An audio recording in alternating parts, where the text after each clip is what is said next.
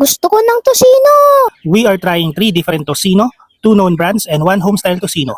Let's see kung kaya nga bang sumabay ng nakita nating homestyle tocino online sa mga household brands. Pero bago yan, lutuin muna natin. Using a pan, ilagay mo na yung tocino, lagyan mo ng konting tubig, hayaan kumulo ng konti, cut into pieces. Kasi usually, di ba, malalaking slice niya kaya kailangan mo siyang gupit-gupitin into small pieces. Kayo ba, ganito rin ba kayo magluto ng tocino? Share nyo nga dyan sa comment section kung paano nyo piniprepare yung mga tocino. Pag medyo kumulo na, pwede mo na ngayon dagdagan ng mantika. Pero syempre, huwag masyadong madami. From there, halu-haluin mo na lang hanggang sa maluto at slightly maprito. Don't forget to scrape all those burnt sugar kasi yan yung flavor na nagpapasarap sa mga tocino. Ready na yung tocino number 1 natin paired with the rice. Now let's proceed with tocino number 2, same procedure lang. Isa yung tocino sa mga paboritong breakfast ng bawat Pilipino hanggang sa pinabaon na yan sa eskwelahan, sa trabaho, dahil sa sweet and salty nitong flavor. Wala ata akong kilalang Pilipino na hindi mahilig sa tocino, mapa pork man yan or chicken. Ikaw ba, mahilig ka rin ba sa tocino? Ready na ang ating tocino number 2. Ang ganda ng kulay, mukhang masarap. Etong tocino number 3 naman natin, mukhang mas natural siya, wala siyang food coloring and mukha siyang lutong bahay talaga. So same procedure pa rin tayo, lagyan mo ng tubig, tapos kapag medyo luto na, lagyan mo na ngayon ng mantika. Sabi nga ng pamangkin ko, bakit daw color brown? Kasi nga nakasanayan natin na kulay pula ang tocino. Pero wag muna natin i-judge sa color kasi titikman pa natin yan. At dahil ready na ang tocino number 3, titikman na natin lahat yan. Pero bago ang tikiman, sulyapan muna natin isa-isa, tocino number 1, tocino number 2, at tocino number 3. At sasamahan tayo ni Dylan para tikman lahat ng yan at tingnan natin yung magiging reaksyon niya. Dilsot mo pala to. So we are trying 3 different tocino, 2 known brand, at isa ang homestyle brand. Hello, my name is Dylan and today we're trying Anong tawag sa ganito? tosino. Tocino number 1, ayan. Try mo muna ni Tsura. Mukhang juicy. Mukhang juicy. Ano pa? Color. Red. Smell. May masarap. Mm. Oh, tocino number 1. Try natin. Tara, try natin. Gusto ko kasi ng tosino. Kaya excited ako kumain. Sarap. Sarap. Sorry naman, OA. Malambot ba siya? Matigas? Malambot. Ang sarap. Pasado to yung number 1. Masarap. Oh, tocino number 2 naman tayo. Number 2. Tocino number 2. Parang mas lighter yan. Ito, mas lighter yung color.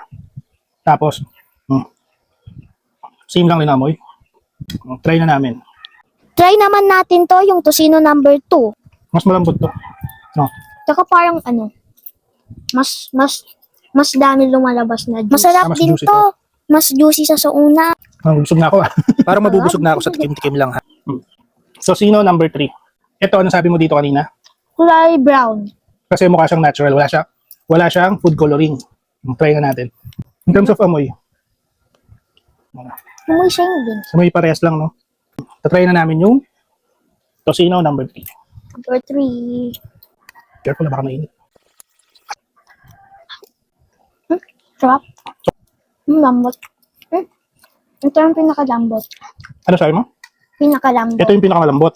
Tapos hindi siya maalat. Masarap to. Tsaka malambot pa siya. Para ito yung gusto ko ibaon sa school.